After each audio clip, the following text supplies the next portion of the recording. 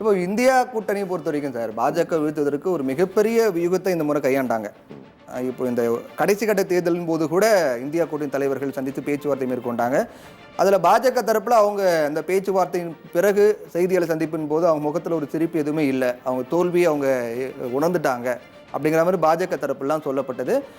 காங்கிரஸ் தரப்பில் மல்லிகார்ஜுன கார்கே பேசும்போது பல்வேறு வியூகங்களை பற்றி நாங்கள் பேசணும் அப்படிங்கிற மாதிரிலாம் சொல்லப்பட்டது. இப்போது இந்த பின்னடைவு காங்கிரஸ் கட்சி பொறுத்தவரைக்கும் பெரும்பான்மைக்கான பின்னடைவில் தான் முன்னிலை போயிட்டு இருக்கு. முன்னிலையில் இருப்பதற்கு பாஜக தான் முன்னிலையில் இருக்காங்க. இது முன்னாடி கணிக்கப்பட்டது ஒன்று. அப்போ எதிர்கட்சிகள் பாஜக குற்றம் சாட்டியதுபடியே காங்கிரஸ் வந்து முன்னாடி கணிச்சிட்டாங்களா முன்னிலை வரமாட்டோம் அப்படிங்கிற மாதிரி? இல்லையே, நீங்களே தான் முதல்ல சொன்னீங்க. இந்த கூட்டணி பேச்சு இந்த கூட்டணி தலைவர்கள் பேசுற போது பிஜேபி காரங்க முடிவுகள் நம்ம இப்போ பார்த்துட்டு இருக்கோமா சார்? முடிவுகள் கிட்டத்தட்ட 430 இடங்களோட முன்னிலை தெரிவிந்திருக்கு. 255 பாஜக, 159 இந்தியா கூட்டணி. அதை தாங்க நான் சொல்றேன். எப்போ ஒரு கணிப்பு வரலாம்? நீங்க சொல்றீங்க இது ஒரு முன்னிலை தான். அது நான் திரும்பி என்ன சொல்றேன்னு கேட்டா, யாரு முன்னிலை வர்றாங்க, யாரு ஜெயிக்கிறாங்க தோக்குறாங்க, அது நம்ம சொல்றதுக்கு நம்ம ஒன்னும் ஜோசியர் இல்லை. ஆனா இவர்கள் எப்படி வருகிறார்கள், இவர் வந்தது சரியா தப்பா, அதுதான் நம்ம சொல்ல முடியும். நான் உங்களை பார்த்து திரும்பி கேட்கிறேன், உலக வரலாறுலேயே ஒரு நாட்டுடைய தலைநகரத்துல லட்சக்கணக்கான விவசாயிகள் வருடக்கணக்கில் போராடினாங்கல்ல, டெல்லியில போராடினாங்க. அந்த இடத்துல எல்லா இடத்துலயுமே பிஜேபி தான் வருது, முன்னிலையில வருது அப்படின்னு சொன்னா இந்த நாட்டை ஆண்டவன் கூட காப்பாற்ற முடியாது, அந்த இடைக்கு போயிட்டு இருக்கு அப்படின்னு தான் ஒரு முடிவுக்கு நான் வருவேன்.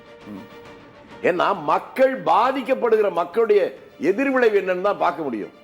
நீங்க மக்கள் என்ன பண்ண முடியும்? நான் மக்கள் பாதிக்கப்படுறாங்க சொல்றோம் சார். அது ஒரு வெளிப்பாடுங்கிறது தேர்தல் முடிவு தானே சார்? சார் அதுதான் சார் சொல்றேன். பாதிக்கப்படுறவன் இந்த முடிவு எடுக்கிறான்னா என்ன எனக்கு புரியலன்றனா.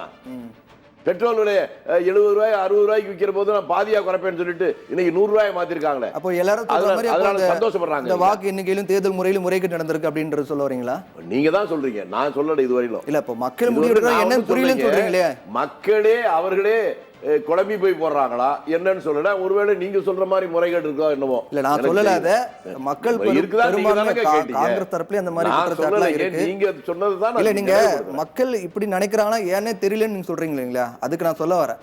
ஒருவேளை இப்போ தேர்தல் முறைகளையோ இல்லாட்டி வாக்கு எண்ணிக்கை முறையிலையோ தவறு நடந்துக்குன்னு நினைக்கிறீங்களான்னு கேட்கிறேன். நீங்க இந்த சந்தேகத்தை நீங்க தான் என்கிட்ட கேட்கறீங்க, நான் அதை சொல்லவே இல்லை. மக்களே புரிஞ்சுட்டு தான் ஓட்டு போடுறான்னு வச்சுங்க. முழுக்க நினைஞ்சதுக்கு அப்புறம் முக்காடு இருக்கு. இனிமே இங்க ஒன்றும் பண்ண முடியாது, நம்ம இப்படித்தான் இருந்தோம். அடிமை இந்தியாவில் படிச்சவன் விவரம் தெரிஞ்சவன் அவ்வளவு பேரும் பிரிட்டிஷ்காரனா தான் ஆதரிச்சான். ஊருக்கு 4 பேர் தானே எதிர்த்தான். அப்ப நல்லா இருக்காங்கன்னு அர்த்தம். சுதந்திரம் இல்லாத காலத்திலே அந்த மாதிரி ஒரு நிலைமை இங்க வந்துருச்சு. இனிமே இவங்களை எதிர்த்தா நாட்டுல நம்ம வாழவே முடியாது அப்படின்னு நினைச்சு கூட ஆதரிச்சாங்களோ என்னவோ எனக்கு தெரியாது. ஆனா இது எப்படி சாத்தியம் என்பதுதான் எனக்கு புரியல. அதுக்கு தான் நான் சொன்னேன், உலக வரலாறிலே இல்லாத லட்சக்கணக்கான பேர் ஒரு ஆண்டுக்கு மேல போராடிய அந்த டெல்லியிலே 7 இடத்தையும் பிஜேபி முன்னிலை என்றால், கண்டவர் விண்டிலர் விண்டவர் கண்டிலர்னு ஆண்டவனை பத்தி சொல்லுவாங்க பாருங்க. எனக்கு இந்த முடிவு அந்த மாதிரி தான் தோணுது.